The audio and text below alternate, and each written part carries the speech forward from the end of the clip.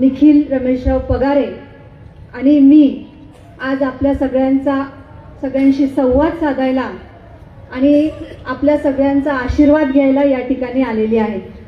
आणि या ठिकाणी उपस्थित असलेले आपल्या या प्रभागातील सर्वच ज्येष्ठ नागरिक बंधू आणि भगिनींनो, आज मला परवा भाऊंशी बोलणं झालं आणि भाऊंनी मला सांगितलं की संजना, तुला दर्शनाच्या प्रचाराला यायचंय, एक कॉर्नर सभा आहे, त्या कॉर्नर सभेला यायचंय आणि इथे आल्याच्या नंतर ही कॉर्नर सभा नसून दर्शना ही तुझ्या विजयाची सभा आहे असं मला या ठिकाणी वाटतं।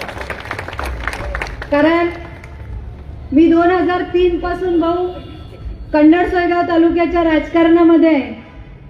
मी जिल्हा परिषद लढले, मी विधानसभेची निवडणूक लढले, पण माझ्याही सभेला एवढी लोक नव्हती तेवढी आज दर्शनाच्या सभेला या ठिकाणी लोक आहेत। याचा अर्थ की लोकांच्या मनामध्ये लोकांनी ठरवून घेतलेलं आहे की या ठिकाणी कुणाला निवडून द्यायचं आणि कुणाला मतदान करायचं।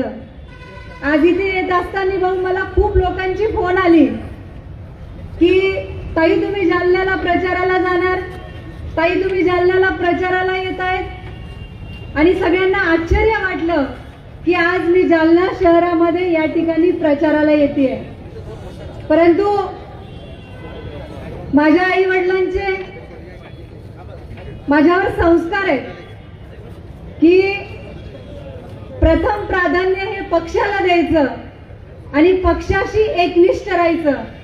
त्याच्यामुळे पक्षाने आज जालन्याला काय पाठवलं, उद्या गोकर्णला जरी जायची वेळ आली तर पक्षासाठी त्या ठिकाणी भाऊ जायला मी तयार राहणार आहे। कारण या शिवसेना पक्षाने मला काय दिलं नाही याचं जरा गणित या ठिकाणी मी तुम्हाला सांगितलं तर रात्र पुरणार नाही, एवढं या शिवसेना पक्षाने या ठिकाणी मला दिलेलं आहे।